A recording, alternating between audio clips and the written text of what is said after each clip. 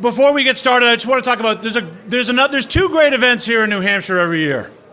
One is the Liberty Forum. I shouldn't say every year. And the other is Pork Fest. And people always say, what is Liberty Forum compared to Pork Fest? I said, Liberty Forum's in a hotel and Pork Fest is camping, drunk, with a lot of people. So last year was one of the biggest. We had, I think, over 1,200 people at Pork Fest. It was absolutely crazy. And this year, Sharon Osbourne, she's like, oh, thanks for calling me out. And Jason Osborne are running it. And there is a sign-up sheet. You can sign up for Pork Fest right now. It's June 18th through the 26th, if I remember correctly. I'll be there till the 26th. So everyone else is leaving the 24th, I guess. So it's a great time. It's a great place for you to kind of just, it's just hanging out at a campsite is what I always call it, right? So it's a great time. Come on up. I think this is like the 9th or 10th one we've done. It's, come to Pork Fest. So one thing you might have noticed about all of our great sponsors is we always talk about a lot of precious metals, right? Because we all know our dollar's worthless. And as our dollar keeps declining more and more, I think it's actually waking up people more and more. And I always think of it as people are actually voting with their dollars, if you think about it, right? They're leaving the dollar, they're moving to other either currencies, they're moving into precious metals, maybe they're moving into commodities. And it's kind of a vote with your dollar. And one of the things that I think is great that Peter Schiff talks about a lot is that, you can make money in these markets because it's predictable what the status and what the governments are going to do is they're going to deflate our currency or inflate our currency, and they're going to make these changes that it's going to allow us to make more money. And the other thing, the converse part is how we vote, what we do affects prices and that. And one of the things about the Free State Project is truly voting with your feet, right? It's people who says, I'm sick of wherever you come from, and I'm going to move to New Hampshire to make a difference, because that's what it's all about, right? And we are truly making a difference. Someone asked me how many state reps are here, and I go, I don't know, like 8 or 9. And they go, they're all Free Staters? I go, no, there's like 12 Free Staters, but a bunch of that whole table over there, they're all native New Hampshire people.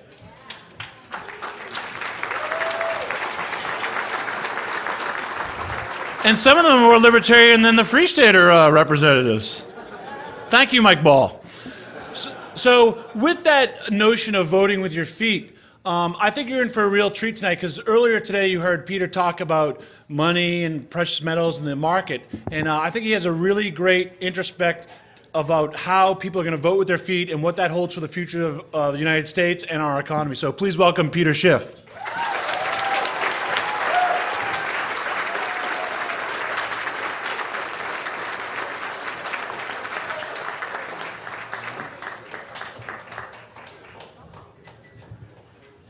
So let me just see a quick show of hands. How many people who are in this room were not in the room a couple of hours ago when I spoke? All right, well, how many people were in the other room? About half. All right. Well, I don't want to cover the same material I just covered, but there's some good stuff. But what I do want to do is I want to talk a little bit about this topic. And I know that there were a lot of unanswered questions when I spoke earlier, so I'll try to save a lot of time for questions and for the people that had questions that I wasn't able to get to. If you're in this room now, I'll just lead the topic along the lines of the questions that you have. But anyway, this discussion is about voting with your feet. And I almost voted with my feet and moved to New Hampshire years ago. I know. I regret it because I moved to Connecticut and they've already raised my taxes twice since I moved there. And, a lot of people come to New Hampshire because they want to get out of a state income tax or a sales tax, and they want to be freer. But they don't get away from the federal government. And so what happens if people really vote with their feet and don't just leave a state to go to New Hampshire that's somewhat less oppressive than the state that they left, but they decide to actually leave the country completely? Now, I was joking. I was having lunch with a prospective gubernatorial candidate here in your state, and we were talking about the prospect of secession, which would be very interesting, because if this was a country, I would definitely move here.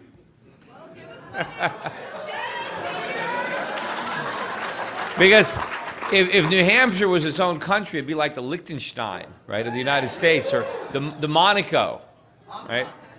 Because it'll be a little enclave of capitalism in a sea of socialism, and everybody would prosper, and you'd get out from under the debt.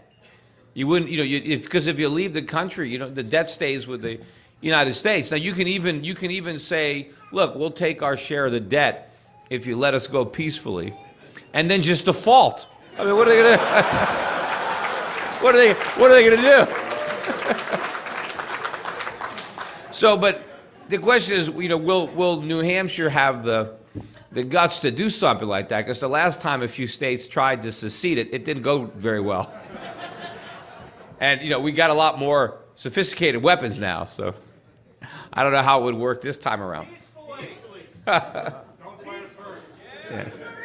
But apart from that, right? What happens if people leave? And all four of my grandparents were immigrants. So I'm a second generation born in America. And why did my parents come here? I mean, my grandparents, why'd they come here? They came here because they were looking for freedom. When they came here, there was no income tax. There was no Social Security tax. There were pretty much no taxes to speak of. There were some tariffs, but I mean, who cared about those? I mean, it was no big deal. So they were free. I mean, my grandparents came here, they didn't even speak English. And there was no welfare workers. When they showed up on Ellis Island, there was nobody there to meet them. There was no welfare. There was no food stamps. If they didn't have a job, they didn't eat.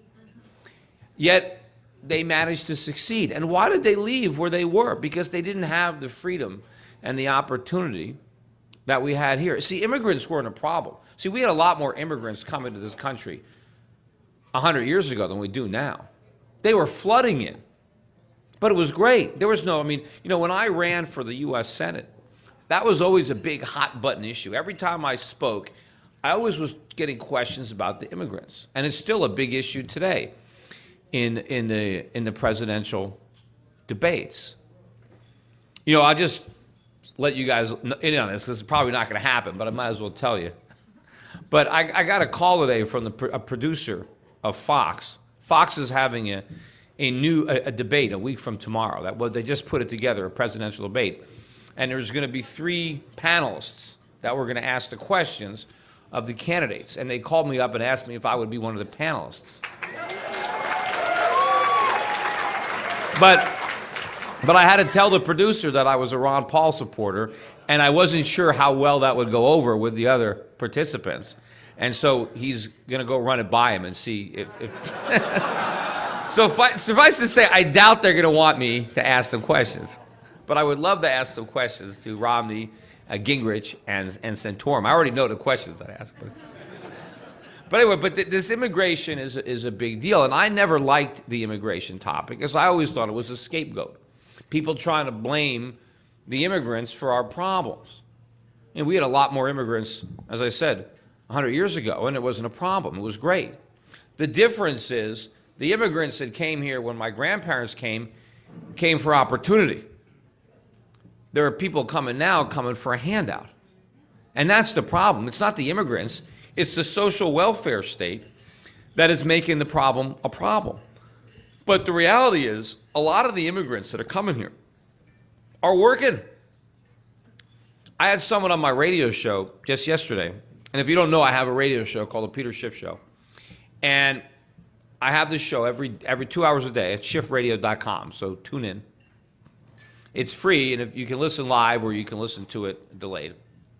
But anyway, she went undercover working in California, picking fruit. And I asked her, I said, well, were there any other Americans out, picking fruit with you? She said, no, I was the only one. Because everybody else was Mexican. And the only reason she took the job was because it was part of her research for her book. I asked her, did they think it was odd that an American was actually taking this job? And this was in California at a time when the unemployment rate was over 10%. Yet no one in America would actually go and even interview for a job. Why would they bother when they can get unemployment benefits? Why pick fruit in the hot sun when you can collect unemployment benefits in the shade?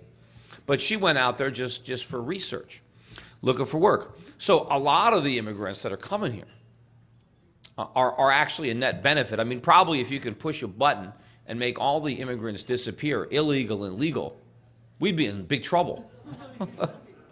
People talk about immigrants taking our jobs. There are a lot of people that wouldn't have jobs if it wasn't for illegal immigrants.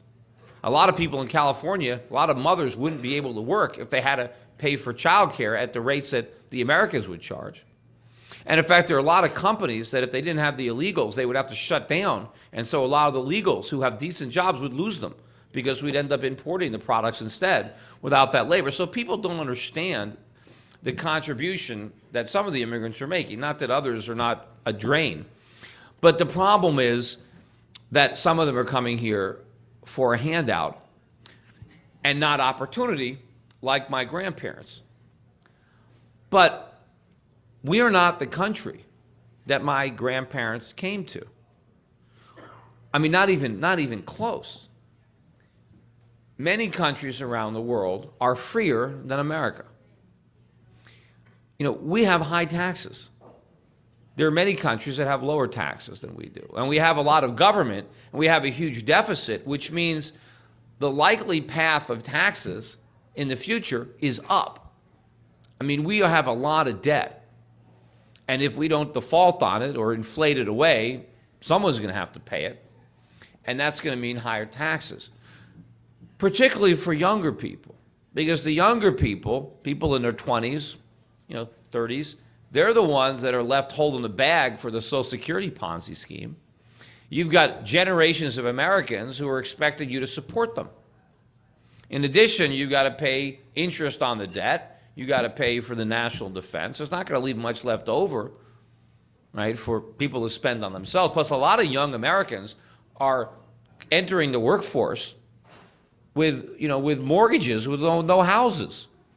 They have student loans, $50,000, $100,000. I had a young lady on my show, had a 4-year degree in sociology and $190,000 in student loans to get a sociology degree. Of course, she can't even get a job with that degree, but she's got these loans. So you've got a lot of generations of Americans who are stuck with loans that they can never repay.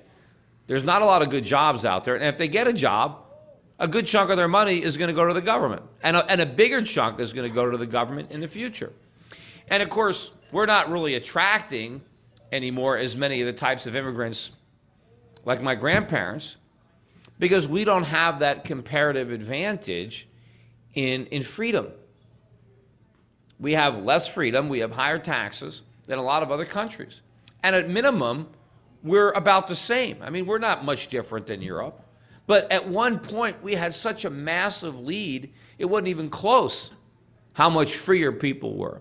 And that's why America became so wealthy. It wasn't an accident that we became wealthy. We became wealthy for a reason. We embraced freedom and liberty and capitalism like no other country in the history of the world. And that was responsible for our wealth and for our success. Unfortunately, we abandoned those principles in the 20th century, and we're suffering for it now. I mentioned at my talk earlier, and it surprises a lot of people, so I like this statistic, especially when I heard all the Occupy Wall Street people trying to claim that, the 1%, the rich, they owe their wealth because of society, because of government, because of all the things government does and the taxes that everybody else pays. That's the only reason that people are rich, and so they should be more than happy to give a little back, as if they're not paying enough in taxes already. But during the 19th century, before we had all this government, right? I look back at the 30 wealthiest Americans, self-made. These are not the people that inherited their money, but started from scratch and made their wealth. If you adjust it for inflation, of the 30 wealthiest Americans in history, including all the ones that are alive today, all the dot-com millionaire, billionaire, all the guys that are around today, of the 30 wealthiest Americans, only three were born after the Civil War. That's it, 3. And of those 3, only 1 was born after the Second World War. So, I mean, the country is going downhill, and these people, and many of them didn't even go to college. Most of the people who were the wealthiest Americans, they didn't go to college. Some didn't even go to high school. Yet they achieved wealth, you know, that no one today can compare to the wealth that some of these people amassed. And they did it by sharing their success with an entire nation. They created products. They created the Industrial Revolution. They transformed society. We were a bunch of farmers, you know, and we became an industrial society. People were living in cities. Because of the wealth that these men achieved in a free market, not only did they create all these products, but they created jobs. So many jobs that tens of millions of immigrants were coming in and nobody was unemployed. And all that was done with freedom, with sound money, with gold standard, with deflation, all the things that the government says we don't want. That's what we had. And that's why we became successful. But today, we don't have any of those advantages. In fact, we have a lot of disadvantages. And I think that we have a real threat that if we stay on the course that we're on, that the next major wave of immigration is not going to be coming in, but emigration going out. In fact, another thing that happened when I was running for Senate, and again, they still talk about this now, today, is everybody would say, what about a wall? Let's build a wall on the southern border to keep the Mexicans out. And I always had the same answer why I was opposed to building that wall. Because I said, look, we may build it to keep the Mexicans out, but we're going to use it to keep the Americans in. And people would think, well, no, why would anybody ever want to leave? Look, when I had that girl on my radio show, that young lady, and she asked me for her advice, you know what my advice was? Leave the country. That's your only hope. Because otherwise, you're stuck with that debt. If you leave the country, good luck getting it. But if you work anywhere in America, they're going to take that student loan. I mean, it was such a big payment, she was stuck. And there are a lot of people that are going to be looking at this, the perspective. And I know at one point at our universities, they had polls, and then what do you want to do? And these are the top universities. And for a while, everybody wanted to go to Silicon Valley. That's where they all wanted to get jobs in tech. And then all of a sudden, they all wanted jobs on Wall Street. Right? They wanted to go to Goldman Sachs or Morgan Stanley. You know what they want to do now? They want to go to Shanghai. Like they want to leave the country. The top talent wants to leave. And, you know, I've been traveling around the world, and there are plenty of places now where there's no income taxes outside the United States. And there are people from all around the world working there. You know who everybody feels sorry for? You know the people who have the most problems working abroad? It's Americans. You see, America is about the only country in the world where the price of citizenship is you got to pay income taxes on anything you earn, no matter where you are. See, every other country says, look, if you earn money in another country, we don't want any of it. Keep it. It's only if you earn the money in their country they tax you. So if you go down to, let's say, the Bahamas, where there's no income tax, and there's a bunch of Canadians that are living there, they're living tax-free. The Americans are paying income taxes, right? And so an American citizenship used to be an asset. Now it's a liability. In fact, it's an enormous liability. It cost a fortune to get rid of it. It didn't used to cost anything to get rid of it, but if you want to renounce your U.S. citizenship now and you have a lot of wealth, you're going to pay a huge tax. And more importantly, even if you're young, this is something that's pretty interesting, and it shows you that the government is trying to get ahead of this. I think it was about within a month, the government decided to impose a fee on getting the form to renounce your citizenship. It used to be free. So if you wanted to renounce your citizenship, you just asked for a form, and if you didn't have any money, if you're just a 22, 23-year-old kid, just fill it out, and you can go through the process of renouncing your citizenship. Now that form costs $450. I think it's the most expensive form you can request. Now, do you think it costs $450 to photocopy that form? So, what is this telling you? And here's the thing. If they can charge $450 for that form, they can charge $5,000 for that form. They can charge $10,000 for that form, right? And what are they thinking? You know what they're thinking is we got a lot of young kids who we need to tax the hell out of if we're going to keep our promises to the people who are waiting to collect Social Security. We can't let them leave, right? They know that. So they're trying to figure out now. And of course, the next step is, well, what if you can't afford the form? Well, what if you have to sneak out? That's why I was worried about that wall. Because some Americans, look, why was it that the Soviet Union had to put a wall, build a wall to keep the people? Because they didn't want to stay. Because they knew there was better opportunity. See, when you have an oppressive society, you've got to keep the people in. Because otherwise they're going to leave. And that is the direction that we're headed. How is America going to keep young people here if we're taxing them to death? If you think about it, look at where Social Security is right now.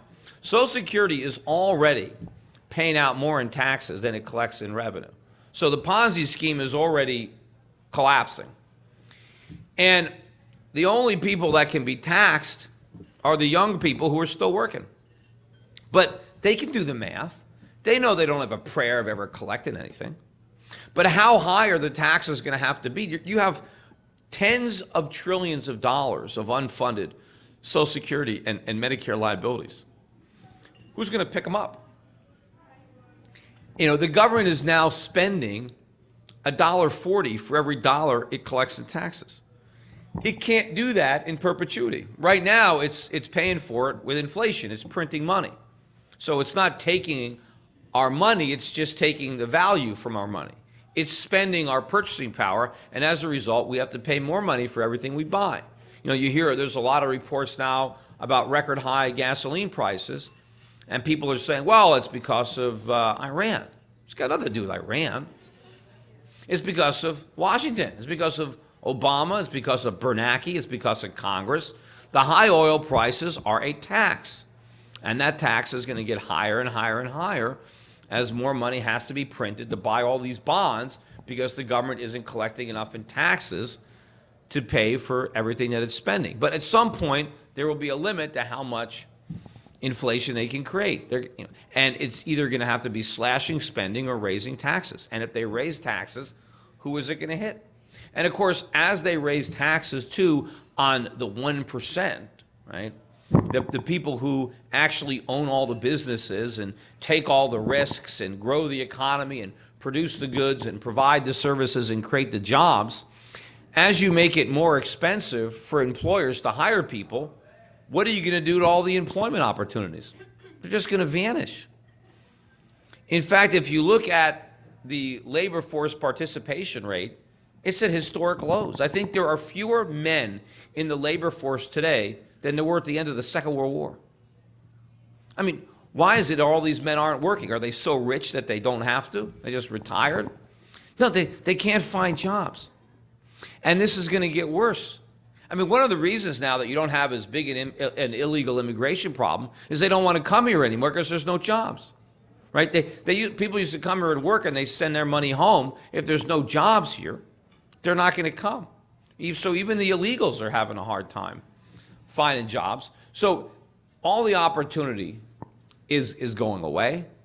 We're losing our individual liberties. And part of the problem is, as the U.S. government continues to grow and expand its influence and micromanage and centrally plan and central bank the economy, right? It destroys all the growth, all the opportunity, creates all these problems, and then as the government interference in the economy makes it weaker, the solution is always, well, we need more government. Look at all these problems. Obviously, we need more government to solve them, even though it's the government intervention that created the problems. And more government doesn't solve them, it just compounds them. So we've got this situation where more and more people will view America as a sinking ship. And what are they going to do about it? Now, I work with a lot of people in my brokerage firm or my precious metals company who have financial wealth. And I'm helping them protect that wealth from inflation, from a collapse of the dollar. But younger people, they don't have any financial wealth. They haven't had a chance to earn it yet. And if they stay here, they're never going to earn it because they don't have the opportunity. The businesses aren't there. It's too expensive to hire people. It's much easier for me to hire people in my foreign business. I got a bank offshore where I'm expanding and hiring people. It's a lot easier to do that. The government has made it very expensive and very difficult for me to hire people in America. Almost the worst thing you can do in America is give someone a job, is be an employer. Because the minute you're an employer, you just got a bullseye, right on your back, and the government starts shooting at you. Because the minute you're an employer, you lose all kinds of rights. Because we have bent over backwards in America to say, if you're an employee, you get all kinds of employee rights. Well, they're not really rights. They're privileges that are granted to employees. But they're at the expense of the person who is unfortunate enough to employ them. So what the government says, if you want to employ somebody, you got to do this, you got to do that, you got to do the other thing, and you got to pay for it. And if you don't do it exactly the way we say, we're going to fine you, and in fact, you can get sued. And it's going to cost you a fortune. So a lot of people decide, you know what, screw this. I'm not hiring anybody. I can't afford to. I can't take the liability. Even if it means I make less money, I don't want the aggravation. I don't want the liability. And those people that do hire, they try to have as few employees as possible. Because some of the laws that apply to employers only apply to you as you hire more people. So some laws will say it applies to employers that have 5 or more employees. Okay, so you have 4. Get out from under that. Just don't hire a 5th. Sometimes it's 50 or more. So companies will go out of their way to try to minimize their number of employees so that they can stay, outside the reach of these new regulations or new requirements. And so what does that do? That diminishes the opportunities for young people. You've also got a lot of occupational licensing laws here that make it harder for young people to get an opportunity. You've got minimum wage laws that make it hard for young people to get that first job, to acquire any skills. And of course, when a lot of Americans are graduating, and they're not even entering the workforce until they're 22, 23, they miss out on the opportunity to get a job at 16 or 17 or 18 because either it's illegal or that they were persuaded by, guidance counselors or just, pressure to go to college. And today the idea is that, well, look, just go to college. Doesn't matter what you study. Doesn't matter if you learn anything. You just have to go. It's kind of like a rite of passage. You can spend, now it's like 5 or 6 years to get a 4-year degree. But it doesn't matter. You can major in any kind of Mickey Mouse major they want, comparative philosophies or whatever it is. And basically all it is it's just one big party. You borrow a lot of money and you get drunk, you go to parties, you drink beer, and eventually you graduate. And now here you are. You're loaded up with debt, and you have no marketable skills. I mean, you wasted some of the best years of your life. I mean, maybe you had a good time, but you should have been learning a skill. You should have been learning a trade. You should have been out in the workforce learning skills, improving, your human capital. But no, we just sent all our kids off to one big party, and now they graduate. And they can't take these entry-level jobs, even if they were there, because they can't afford to. They got too much debt, and they can't take these opportunities because they just assume not even work. Because if they work, think about the marginal tax rate. Because if you don't work, well, you're not going to pay those student loans. But the minute you start to work, not only do you have to pay the taxes on the money you earn, but now you got to start making payments on these loans. And the loans come out after tax. And, there's not a lot left. So we are creating a situation where we're destroying our youth. And of course, the only reason, and I get into this discussion quite a bit, but the only reason that college is so expensive is because the government subsidizes it. And if the government didn't subsidize it, yes, fewer people would go to college, and that would be a good thing. We got too many people in college. When the woman that was on my show was doing her undercover work, she also got a job at like the Olive Garden or Red Lobster, working in the kitchen, like, bussing. And so, but I said, well, how did you get the job? She had to fill out a resume. And on her resume, she, put her, she was a college graduate. And of course, she applied for a job, as a dishwasher. And I said, well, did they think that was a little odd? That here you were a college graduate and you're applying for this dishwasher job? She said, no. Most people there had college degrees. I mean, so we're wasting our time, educating our kids to have a philosophy degree so they can bus tables at a restaurant. Obviously they can do that without a college degree. But the key is, if people didn't spend all that time in college, they might have actually learned on the job, and they would have some skills, and they wouldn't have all this debt. But so we're screwing up our kids. They're graduating with all this debt. The opportunities are vanishing. The employment opportunities are vanishing. Meanwhile, in other countries, they're discovering the values that we've abandoned. People that were oppressed are winning their freedoms. I don't know that there's any place in the world that is as free as we were when my grandparents came. But there are plenty of places in the world that are a lot freer than we are right now. And at least there, the pendulum is swinging in the right direction. It's moving towards freedom, away from tyranny. We're going the other way. And so people could read the white writing on the wall. See, wait a minute, we're going like this in that direction. In the other countries, where do you want to go? And so this is something that I think is going to happen. I think we could start seeing more of this. Because as I talked about earlier today, and then I'm going to take your questions about what I was speaking about, but I think the real economic crisis is coming. I don't think we've had it yet. And I think what's going to happen in this country is going to be horrific. It's going to be like what's happening in Greece, only a lot worse.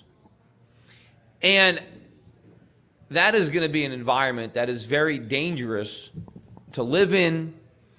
And it's going to be very dangerous for our freedoms or what's left of them, because the government is able to usurp power in times of chaos, right? When there's fear, right? That's when they're able to. All of the big growth of government has always come when there is a war. You can joke that we lost every war because every time there was a war, we lost our freedoms, right? It was the First World War that gave us the estate tax, the gift tax. It actually gave us the Federal Reserve didn't even have the authority to buy treasuries until the First World War. When they established the Federal Reserve, it was illegal for them to own U.S. treasuries.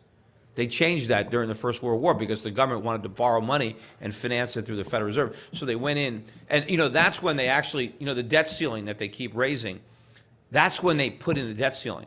Because the minute they said that the government can borrow from the Fed, they wanted to have a debt ceiling to make sure they didn't borrow too much. And the first debt ceiling was, really, the problem is they didn't make it a permanent ceiling, right? They raised it. But we got the first paper money in the Civil War, and the first income tax actually started in the Civil War. But they repealed it when the war was over, but they resurrected it. And the first withholding tax came in the Second World War. It was called the victory tax. It came in 1942. No American paid income taxes. No average American paid any income taxes until the Second World War. And that's when we got that.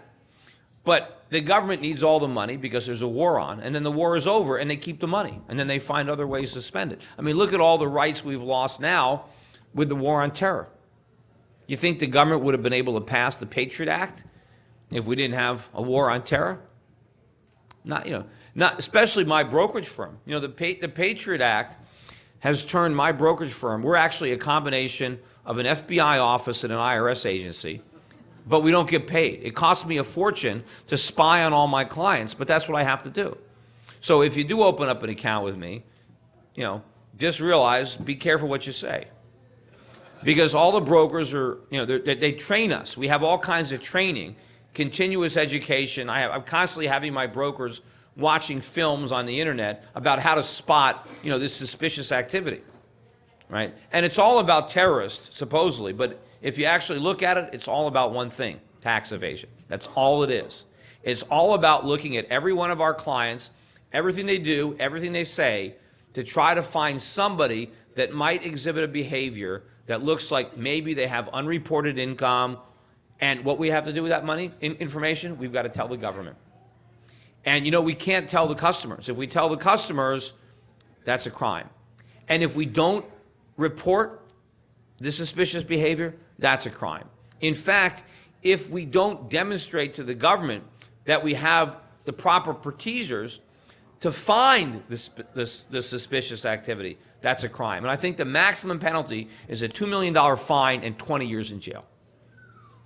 So, you think the government could have got that through in peacetime without a war on terror? So, that's where we lose all of our rights. So if we have this real economic crisis that's going to be worse than 2008, where there's civil unrest, where there's food shortages, energy shortages because the dollar's collapsed, maybe we have price controls, the government, if all hell is breaking loose, who knows what's going to happen? And a lot of people are not going to want to just ride it out. They're going to want to leave. And when that starts to happen, that kind of unravels the society, because who leaves? The best, the most ambitious, the hardest working, right? Because it takes something to pick up and leave, to go to another country.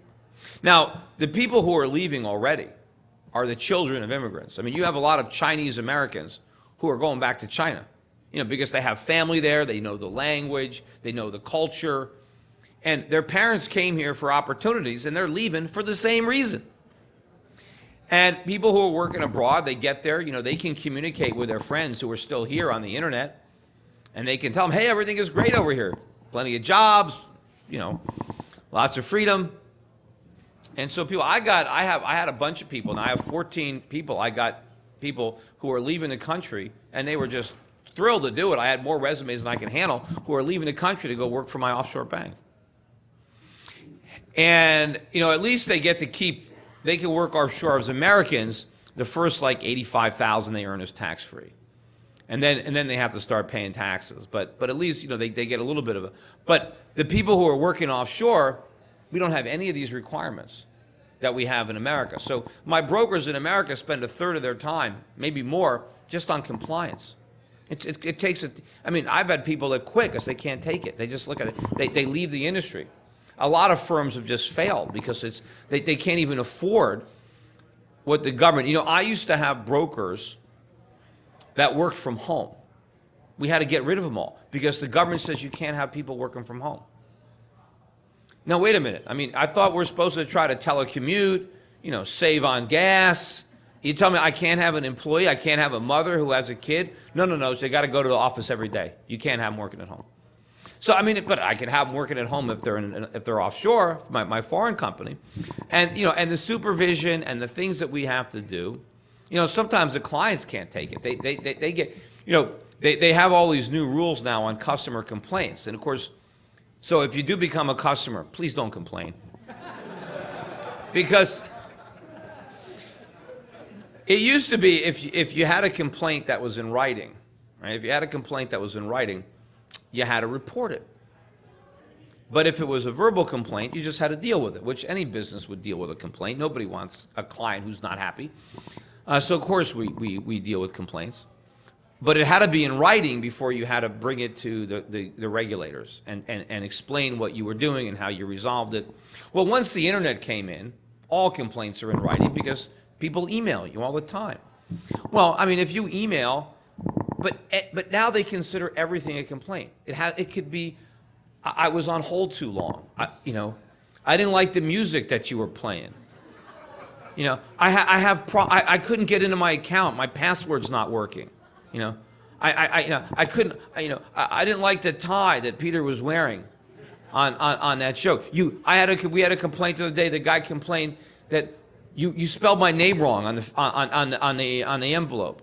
I don't understand my statement. Where's my dividend check? Anything where somebody is upset about something is now a complaint, and it takes hours of our time. We've got to, and in fact, one of the biggest complaints we have is about the compliance. People complain about the things that we ask them to do that we don't even want them to do.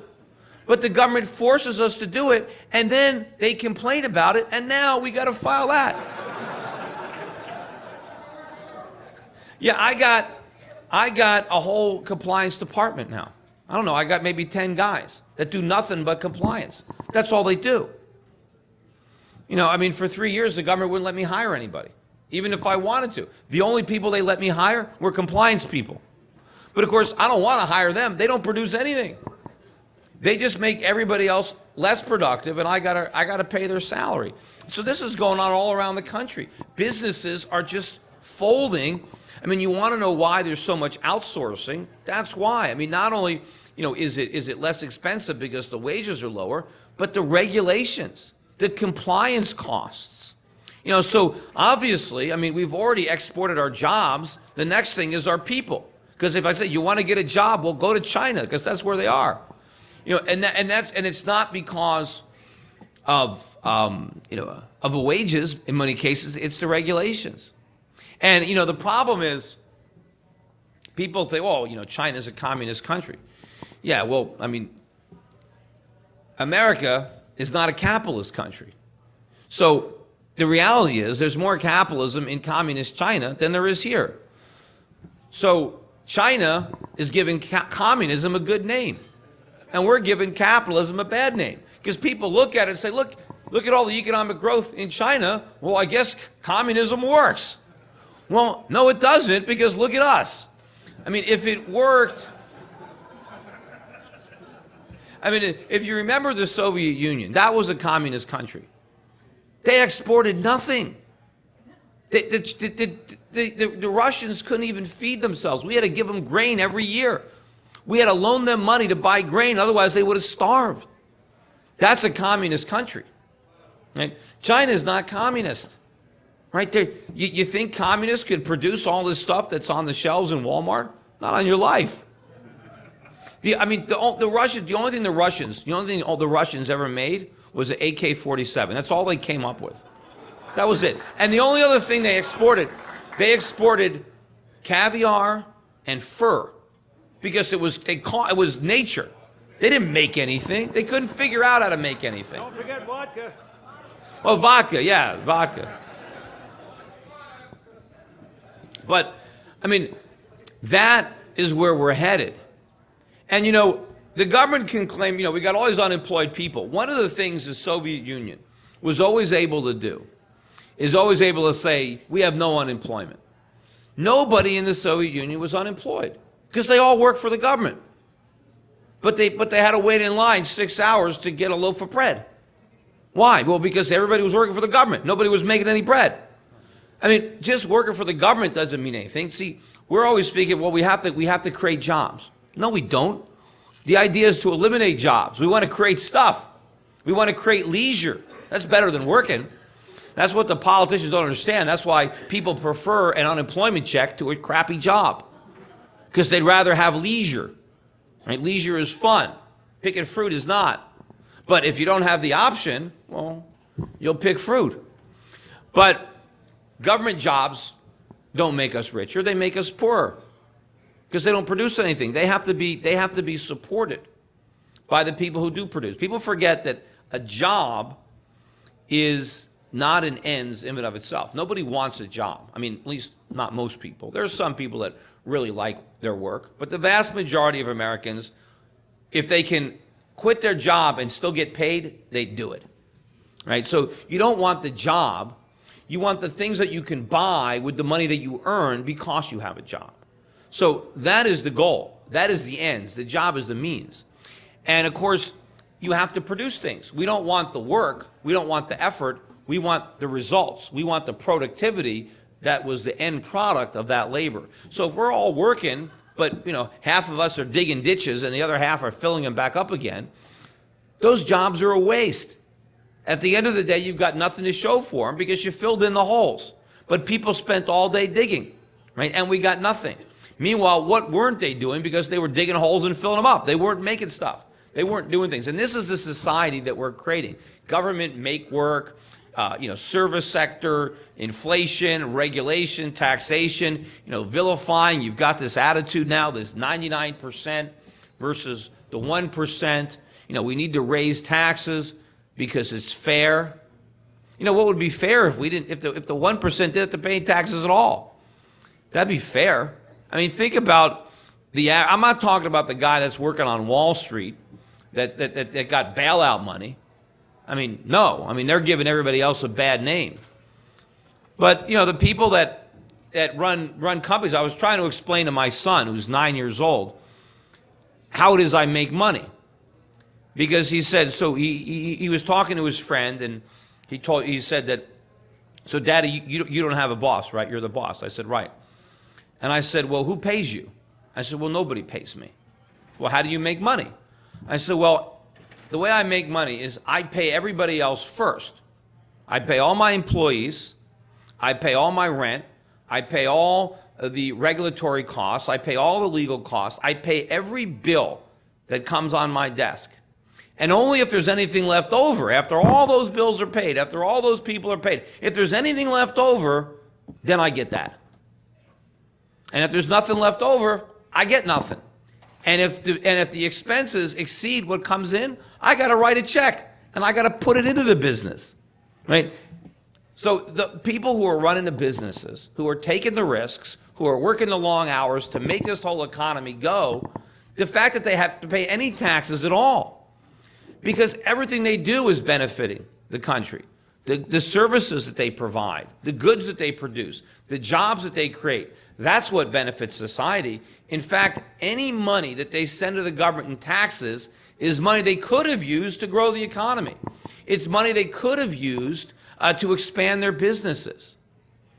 Why would we want the brightest, the most innovative people in this country to take their hard-earned money and send it to Washington?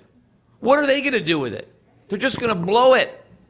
Why not leave it in the hands of the people who are bright enough to earn it in the first place and let them reinvest it? That's the beauty of a consumption-based tax system. When I talked about, hey, I want to get rid of the income tax and just have a sales tax, people would always say, well, that's terrible because the rich wouldn't have to pay as much because they don't spend all their income. I know they don't. And that's a good thing, because if they spent all their income, we'd all be broke, right? Where do the jobs come from? The jobs come from the money that isn't spent. Where does the capital come from? Where does the investment come from? It's from the money that isn't spent. So why do we want to tax that money? If you're a rich person, Warren Buffett complains all the time that he doesn't pay enough taxes, right? Well, yeah, although first of all, I'll tell you, I'll let you in on a little secret. He's lying. Warren Buffett, when he talks about the fact that he doesn't pay taxes, less than 1% of his income is earned as an individual. Just less than 1%. 99+% of his money is earned through his corporation, Berkshire Hathaway. Warren Buffett owns a third of the stock. They pay 35% tax. They pay billions of dollars a year in taxes. That's Warren's money. A third of it is his. So he chooses to pay it through his corporation. And of course, if the corporation does pay a dividend to Warren Buffett, he pays another 15% tax on that. So his real tax rate is 50%. So when he says he's only paying 15%, he's paying less than his secretary, he's lying. And in fact, when he says he wants to pay more taxes, he's lying about that too. Warren Buffett pays himself a salary of $500,000 a year. That's less than the salary I pay myself. He's a billionaire. I'm not. Why does Warren Buffett work so cheap? Because he doesn't want to pay the taxes. You see, if Warren Buffett paid himself a big salary, he would have to pay a lot of money in taxes on it, like I do. he would have to pay 35% federal, and he'd have to pay I'm not sure what the taxes are in Omaha, but he'd have to pay those. He'd have to pay the Medicare tax, right? All those taxes. So he doesn't do that. He leaves it in the company where he owns a third of it. And get this, he's actually a lot smarter. Berkshire Hathaway trades at 20 times earnings. That's the PE. So every dollar that Warren Buffett doesn't pay himself in salary adds $20 to the value of Berkshire Hathaway stock. Now, if he owns a third of it, that's $7 for Warren. So if he doesn't pay himself $1, he's $7 richer. And now when he sells that stock, guess what his tax rate is? 15%. Right? So Warren Buffett is going out of his way to arrange his income to minimize his taxes. Then he goes and cries that he's not paying enough taxes, and he wants the government to raise them. He can raise his taxes anytime he wants. Just pay himself a salary, or just write a check to the government. But back to what I really wanted to talk about. Look, Warren might not be the best economist, and he might not be that savvy in politics, but he's obviously a good businessman. He's made a lot of money. He's run a lot of companies successfully. Who do you want to have Warren's money? Warren or Barack Obama? Warren. I mean, what is he going to do with it? Put more money into another Solyndra? You think Warren Buffett would have bought Solyndra stock? And Warren Buffett has all this money. The guy drives a pickup truck. He lives in a little house. I mean, he's not an extravagant guy. Now, when these people say we need to raise tax, we can't let the rich have a consumption tax, right? Because then they're not going to pay taxes because they're only going to pay taxes on the money they spend. Well, yeah, because that's the only money that benefits them. See, if Warren Buffett is earning hundreds of millions of dollars a year, and he's earning hundreds of millions of dollars a year, if he spent it all, well, then he would pay a big consumption tax.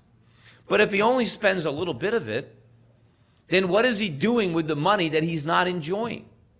Well, he's using it to grow his business. He's growing the economy. Why should the government tax that money? See, they always say we need to tax, when we want to have a tax cut, right, to stimulate the economy, they say, well, we need to cut taxes on the middle class because they'll spend all that money. See, if we cut taxes on the rich, well, they won't spend it. Yeah, they'll invest it. They'll grow the economy. They'll create jobs. They'll create products. That's what we want. We don't want to tax savings. We want to tax spending because spending doesn't grow the economy. Spending is the consequence of a growing economy. You have to grow it. You have to produce it before you consume it, right? So that's what comes first. So if you have somebody who's very rich, who is only spending a small amount of their income, they're like a benefactor, right? Because their wealth is benefiting everybody but them. Now you can say, yes, but they're getting really rich on paper. All right, but what good is it doing them? They can't enjoy it until they spend it. And you'll say, well, what if they die? All right, well, then their kids are going to spend it. Somebody's going to spend it eventually. And if nobody ever spends it, well, then great. It's their loss and society's gain. Because when you earn money, that's what you're putting into the pot. Spending is when you're taking out. And so if you're always putting in and never taking out, you're really not getting any enjoyment for yourself. But anyway, my point of this is we're punishing the employers, the job creators, the innovators, and if we do that, A, they're going to leave, and B, if they're not here, who's going to provide jobs for people who aren't innovative, who aren't that ambitious, who just want to earn a decent living? Well, if we chase out the entrepreneurs, there's nobody left to employ those people. So the entrepreneurs go and the workers have to follow because they have to go where the opportunities are. They have to go where the taxes are. And that's where freedom is. Just like some people will move to New Hampshire and leave New York or New Jersey because they want lower taxes and more freedom, people will leave New Hampshire and go to another country for the same reason. And if the businesses go, the workers will follow. Anyway, let me take some questions if we have time. I didn't even know how long I was going to talk because I really didn't know what I was going to say until I got up here. Because I already gave my talk. But let me try to take some questions that are left over from earlier today. Yeah. You have countries that you mentioned that you believe are freer currently. Yeah, I mean, there are a lot of countries. I mean, first of all, I mean, you can just, I mean, even Canada, right to our north, but, you know, you can go to Australia or New Zealand. I mean, there's a lot of freedom there. I'm very optimistic. A lot of the Asian countries, you know, if you go to Singapore, you go to Hong Kong, I mean, even if you know, I mean, there's a lot of economic freedom there.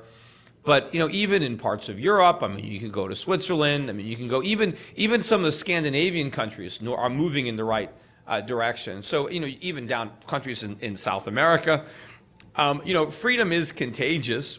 It works. And, you know, it's happening. As I said, you know, I don't think there's any country, any major country, that is as free as we used to be. But, you know, there are a lot of them that are freer than we are now. And as I said, what's scary is the direction and the rate at which we're losing what liberty remains. I mean, we created in this country a very small, limited federal government whose powers were clearly defined and enumerated in the Constitution and Article 1, Section 8. And there's very little that the government was supposed to do. Now the government is pretty much, you know, all powerful, does whatever the hell it wants. There's no limit to government power. And now there's no limit to government tyranny now, right? With the government, if they think you're a terrorist, they can just pick you up, throw you in jail, and throw away the key, no trial, no lawyer. And of course, the definition of terrorist, I think, is anybody who thinks we should be on a gold standard, or anybody who has more than 1 week's worth of food stored in their house.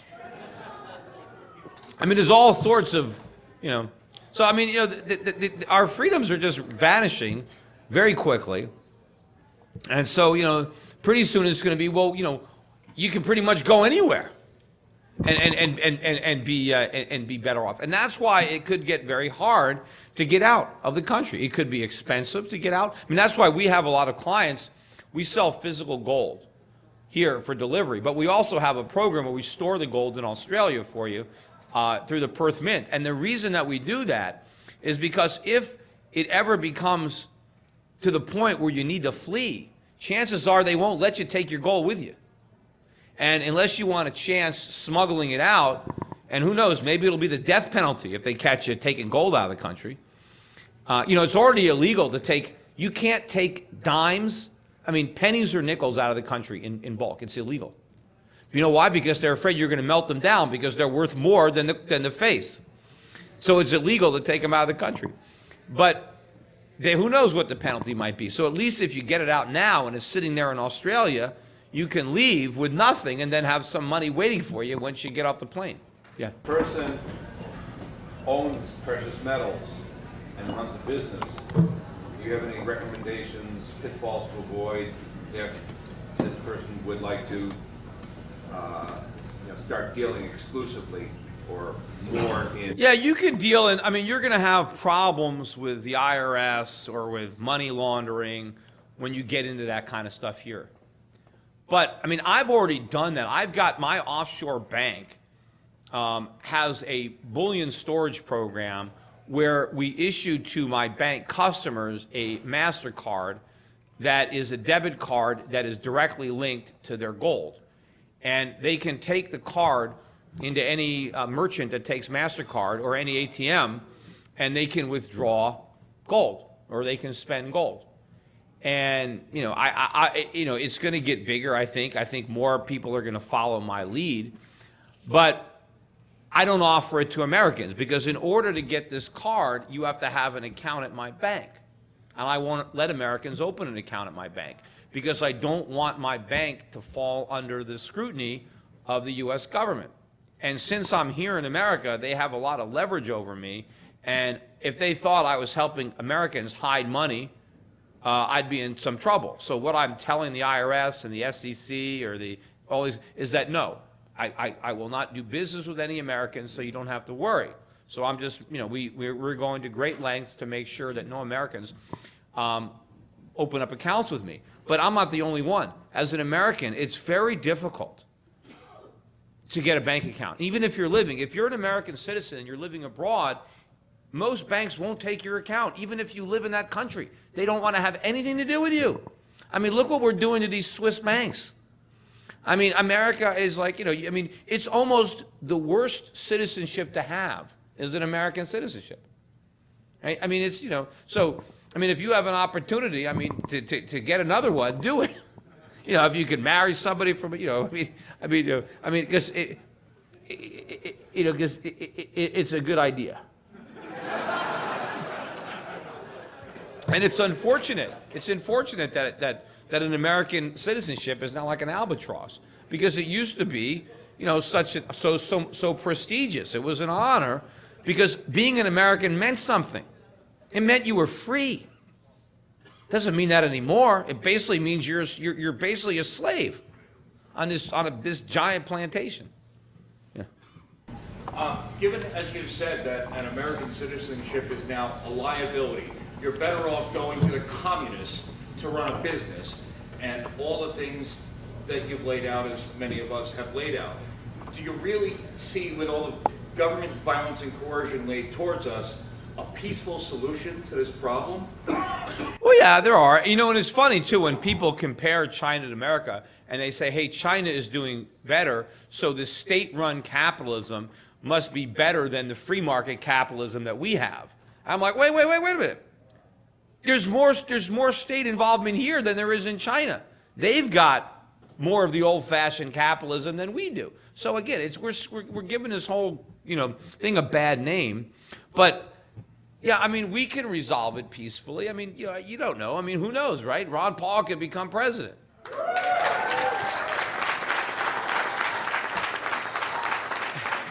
So it's not like it can't be done. I mean, we wrote these laws. We can repeal them. Right? I mean, we could get honest judges instead of the ones we got that understand the Constitution. But I mean, I don't know how to handicap it. If I could chime in, just follow up. I mean, I think that there's so much violence already going on that peaceful solution is almost an oxymoron, because there's so much violence being done to us. If we don't respond violently to them, then that's one thing. But a peaceful solution is us getting over the violence that's being done to us. Yeah, I don't know. And as I said, look, I still live here, so I hope it doesn't get really, really bad. But look, I mean, you look at what happens. You look at the protests in Greece and other parts of the world where a dependent society is told they can't have what they thought they were entitled to. There are a lot of Americans that are going to lose what they thought they were entitled to. And a lot of people are going to be looking for someone to blame. I mean, this is the mentality of this, you can see it with the Occupy movement. I mean, somebody is responsible. Somebody is oppressing me. Somebody is hurting me. And they're going to look to blame. And, when you're waiting in long lines for gas and food and, tempers flare.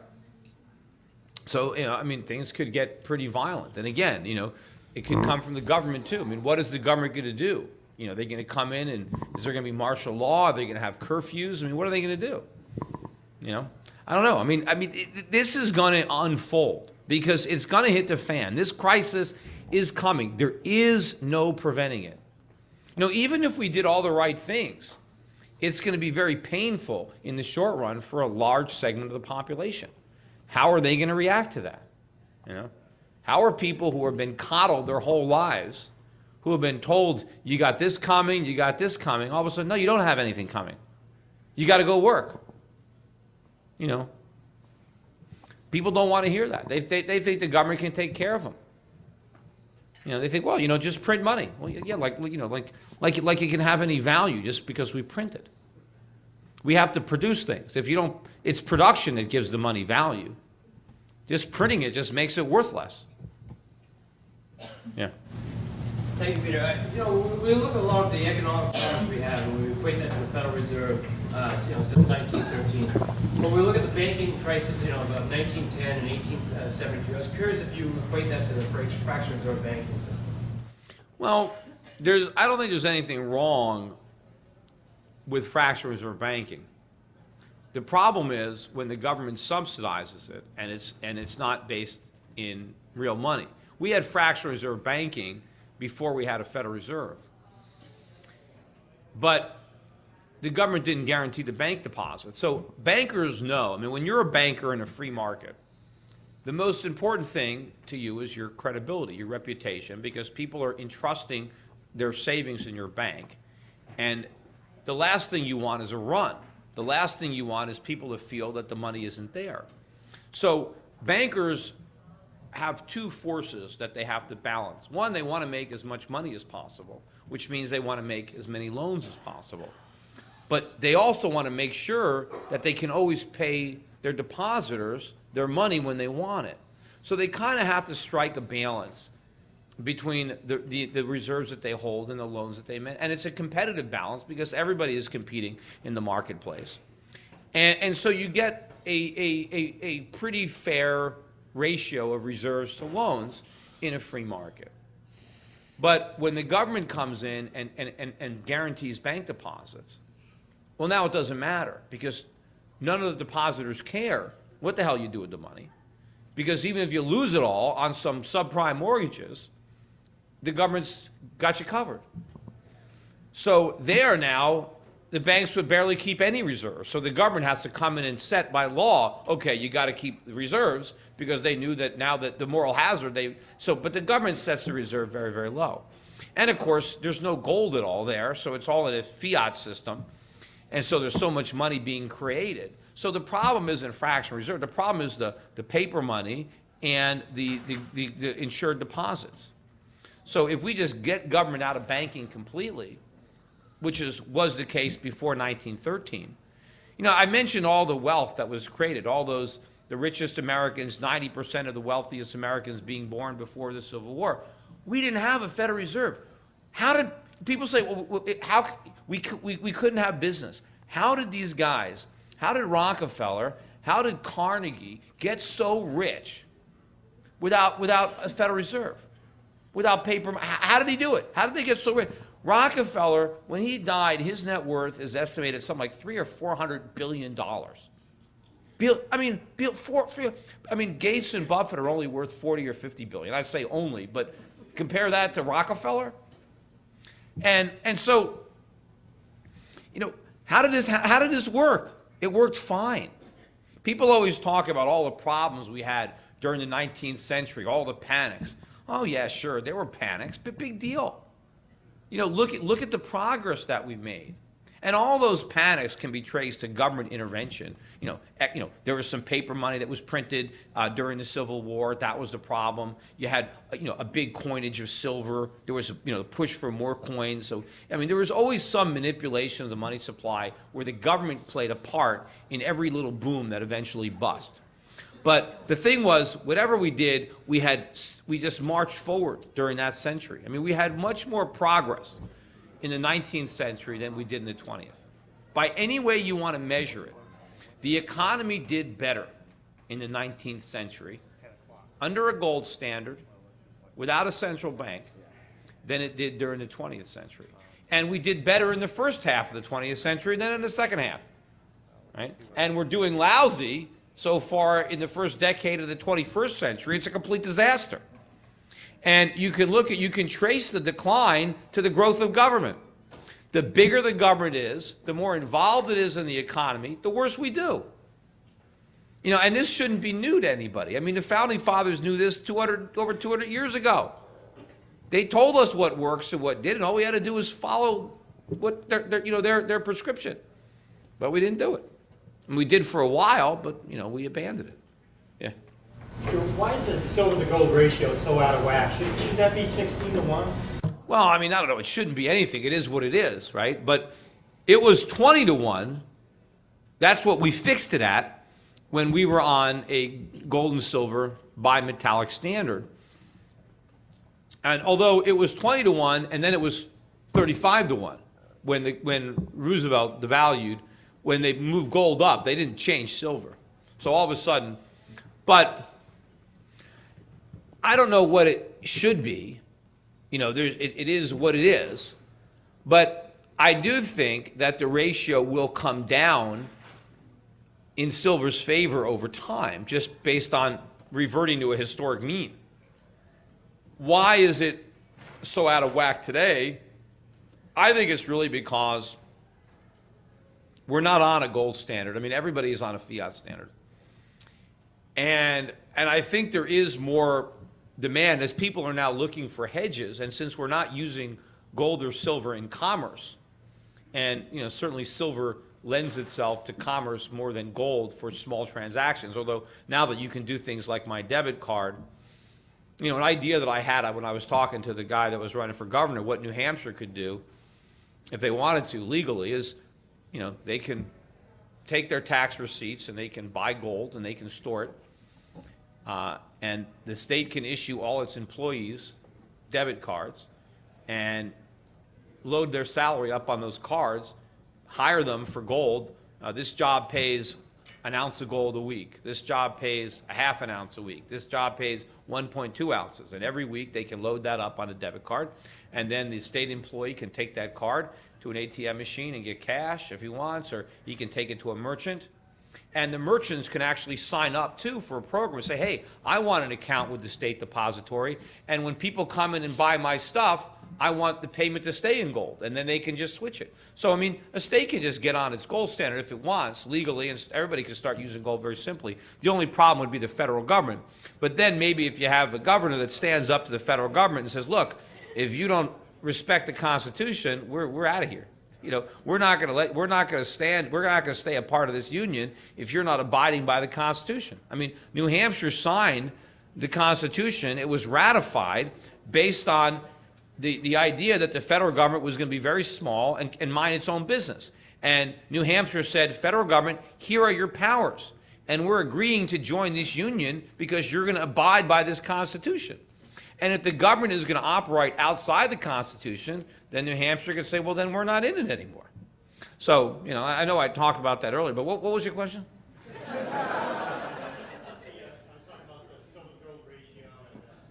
Yeah, so I think because it's not really in commerce, I think that, central banks hold gold. They don't hold any silver. So you have more investment demand for gold than silver. And silver also has more of an industrial component to it.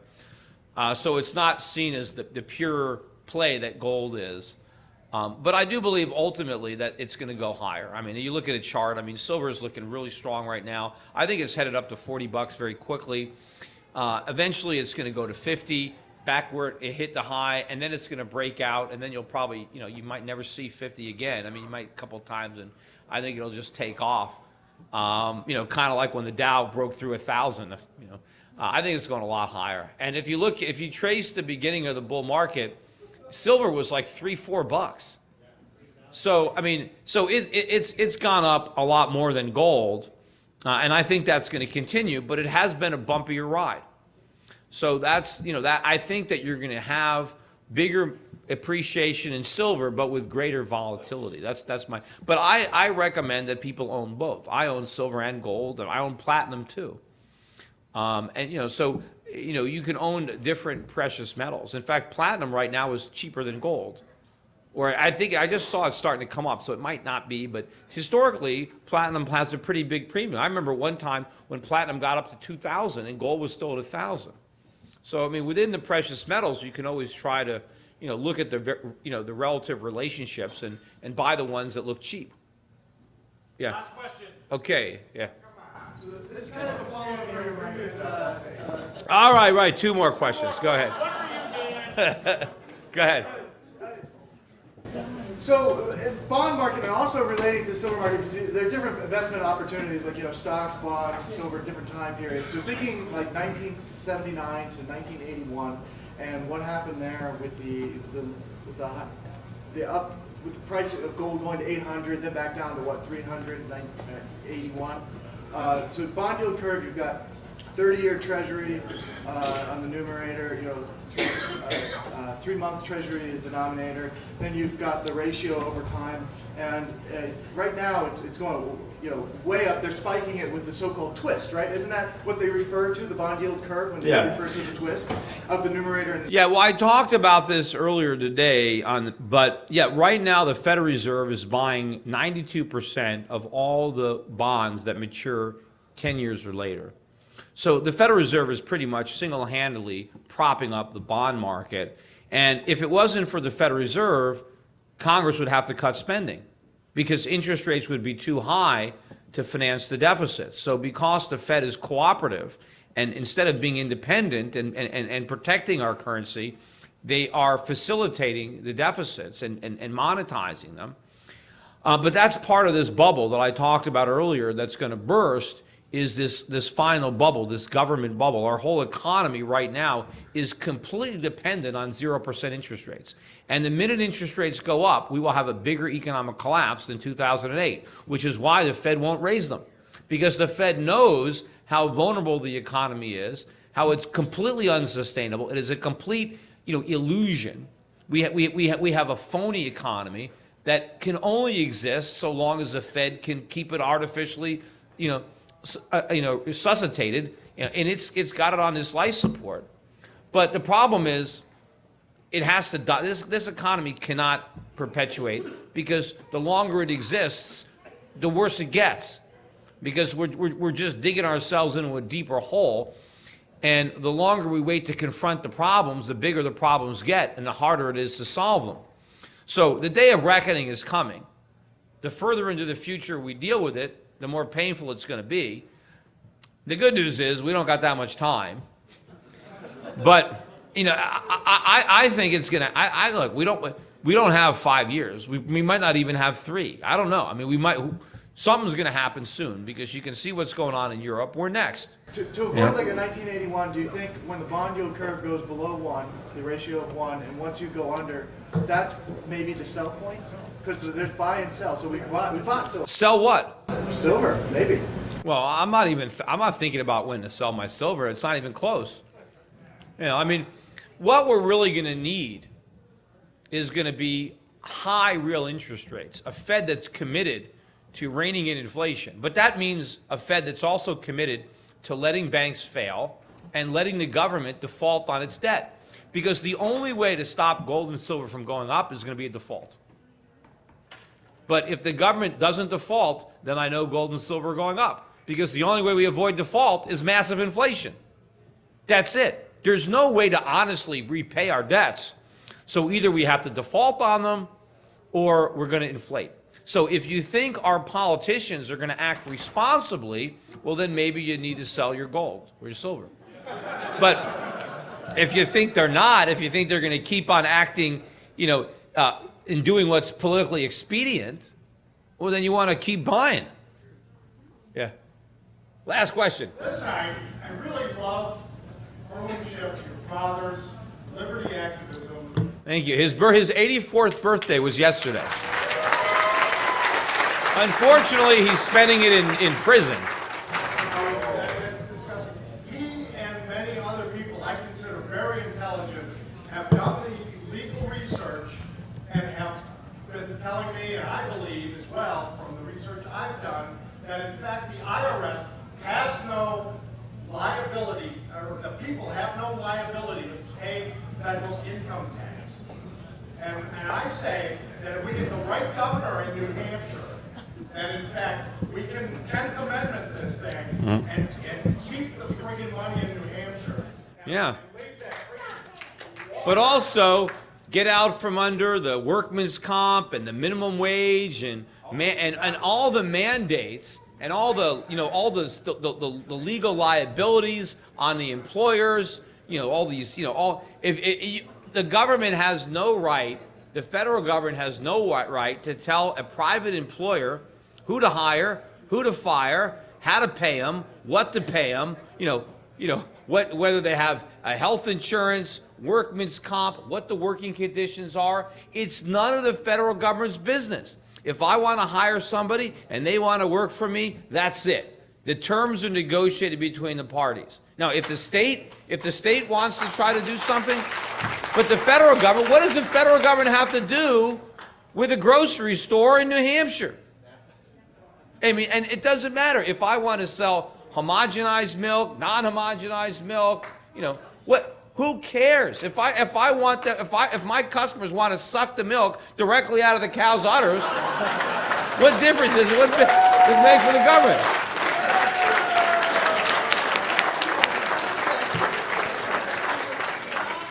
Flow of money from New Hampshire or any given state that's going to the IRS, that in fact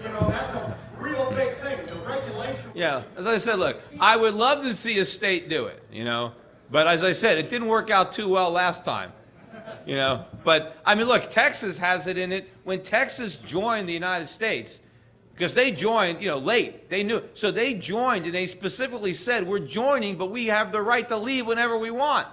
That's in there. Well, you know, so who knows? Because I'd love to, the country of Texas wouldn't be bad. Neither would the country, I mean, you know, neither would the country in New Hampshire.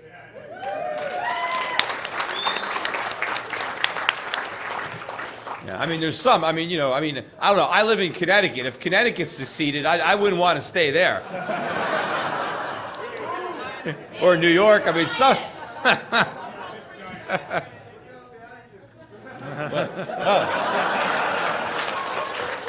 I thought it was going to end on putting your mouth on an udder. So thank you, Peter Schiff.